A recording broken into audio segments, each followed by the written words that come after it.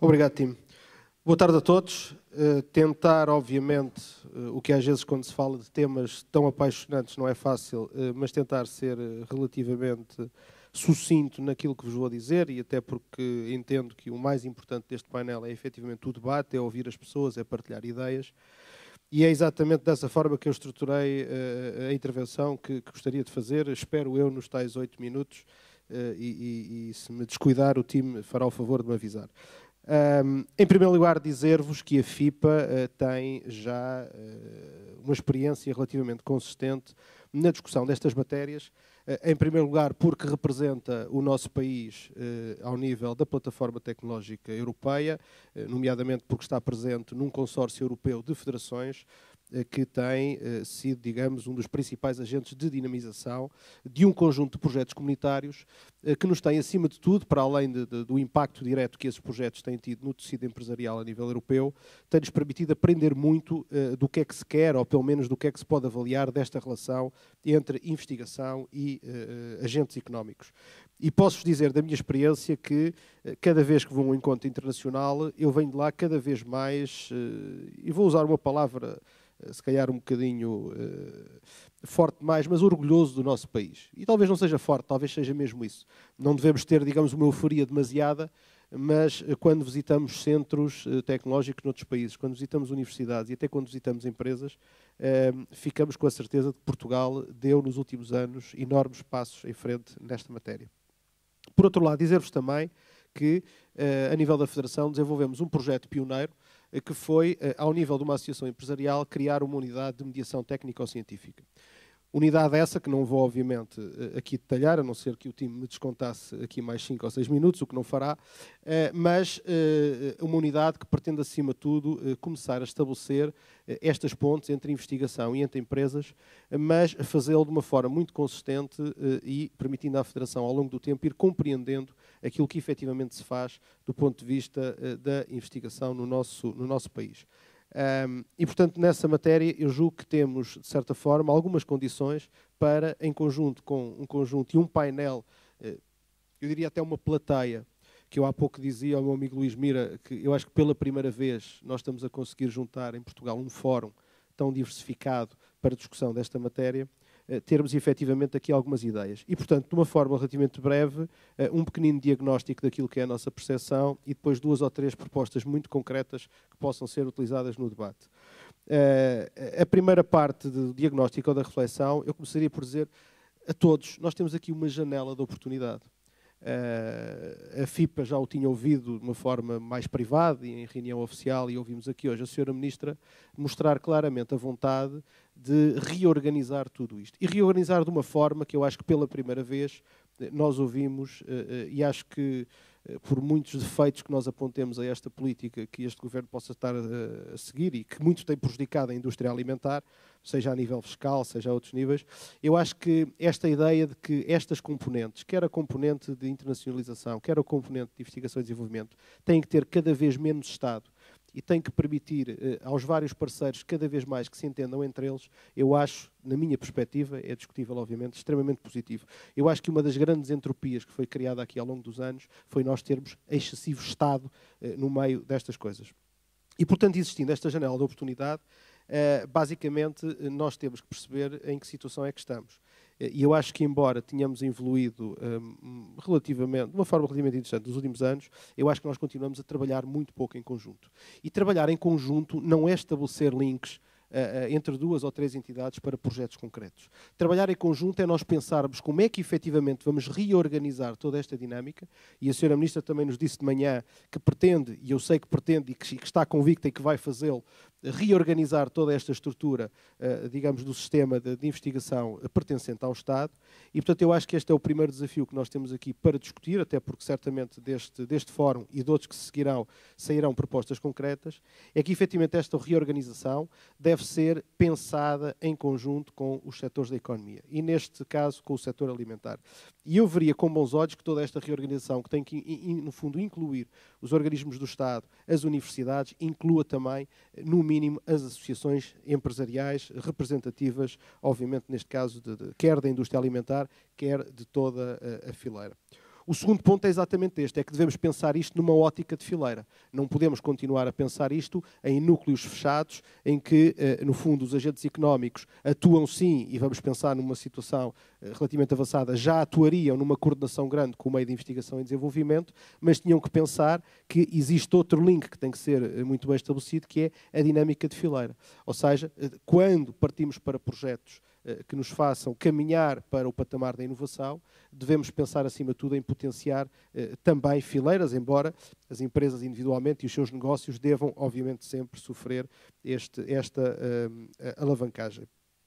Bom, nós falamos hoje, acima de tudo, e é o tema do nosso painel, investigação, transferência de tecnologia e inovação. E a nota que eu gostava de deixar aqui também para debate é uma visão relativamente à própria ciência e dizer-vos que, na nossa ótica, eu acho que, de uma vez por todas, a ciência que é feita em Portugal tem que deixar de ser um fator concorrencial entre instituições, ou mesmo dentro das próprias instituições. Nós temos que sair deste ciclo vicioso de que parece que a ciência anda toda a correr uma contra a outra para ver quem ganha mais projetos, quem faz mais, etc. E, principalmente numa fase em que tudo o que suporta estes projetos, que nomeadamente eram os financiamentos, fossem nacionais, já há muitos casos, fossem comunitários, começam eles próprios, eventualmente, a esfumar-se. E, portanto, aqui o que nós temos que fazer é perceber que ciência é cooperação, é um bem comum, que temos de trabalhar em conjunto. Há aqui a tal oportunidade de se reorganizar todo este sistema, no sentido de se evitar, como já foi referido, as tais duplicações, de se ganhar eficiência, de se baixar os custos, provavelmente alguns deles desnecessários, mas há então a tal oportunidade de se incluir aqui, nesta reorganização, os setores privados e dizer-vos aqui que eu acho que as associações empresariais têm um papel fundamental. Por outro lado, há que compatibilizar toda esta reorganização com a forma de trabalhar. Eu muitas vezes digo isto em painéis mais académicos ou científicos e ouço sempre umas exclamações grandes, mas continuo a dizer, é compatibilizar os tempos, as urgências que existem muitas vezes do lado dos setores da economia, do lado da indústria e do lado da investigação. Nós temos que perceber que, para trabalharmos em conjunto, o resultado tem que ser uma relação do win-win. As empresas não podem, na maior parte dos casos, e num contexto cada vez mais competitivo, esperar muito por determinadas evoluções. Outras sim, que é a ciência base, é conhecimento básico e fundamental, esse tem que ser mais prolongado ao longo do tempo, mas durante a sua durabilidade tem que ir lançando outputs que possam, efetivamente, permitir às empresas adaptações mais rápidas ao mercado, porque senão perdem, efetivamente, o comboio neste mundo que é verdadeiramente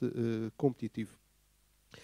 E, portanto, diria que um dos grandes desafios que se tem lançado, e a FIPA já o apresentou o ano passado na Alimentária, é a criação de um conceito de plataforma tecnológica nacional.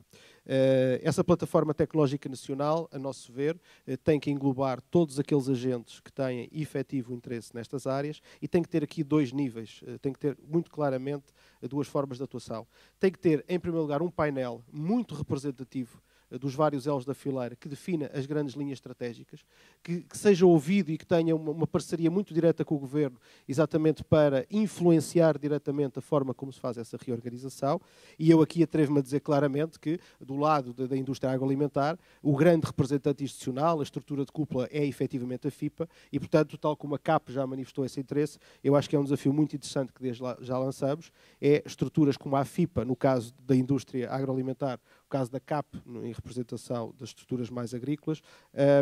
possamos efetivamente criar um núcleo de definição de grandes linhas estratégicas. E depois perguntavam-me no desafio, e para terminar, no desafio que nos lançaram para este debate, é qual é que é o papel de todos estes organismos. E, portanto, eu diria que nas grandes linhas estratégicas serão efetivamente essas entidades de cúpula, quer do lado dos setores económicos, quer das instituições de investigação e desenvolvimento, e depois teremos um outro nível, que é um nível que também é extremamente importante e que não pode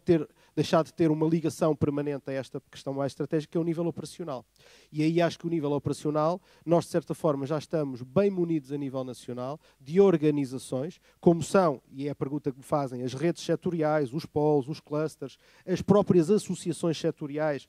muitas delas, ou a maior parte delas filiadas na própria FIPA, os gabinetes ou as estruturas de transferência de tecnologia e os centros tecnológicos. E, portanto, aqui também acho que devemos todos repensar como é que estas entidades se articulam, obviamente com um fim fundamental que é defender e potenciar a economia nacional, e isso só o farão através dos agentes económicos, mas como é que estas entidades se articulam, exatamente no sentido de operacionalizarem uma estratégia,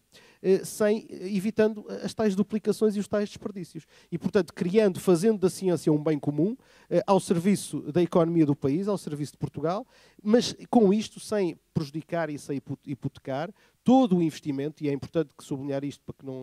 as minhas palavras às vezes não possam ser entendidas como um pouquinho fundamentalistas com tendência para algum lado, que não se ponha em causa o bem já acumulado, o conhecimento acumulado e o esforço que todas as pessoas que trabalham do lado da investigação e desenvolvimento, e eu revejo muito porque também por lá passei, que possa efetivamente ser considerado como um capital acumulado que agora tem que ser reorganizado e potenciado. Eu acho que, e termino dizendo isto, a maior desilusão que pode haver nesta dinâmica toda são os investigadores que estão a fazer, e Portugal tem excelentes investigadores e tem excelentes empresas, os investigadores que estão a fazer um bom trabalho e depois não veem grande consequência daquilo. Eu acho que é frustrante muitas vezes. E por outro lado, as empresas que identificam oportunidades e depois não encontram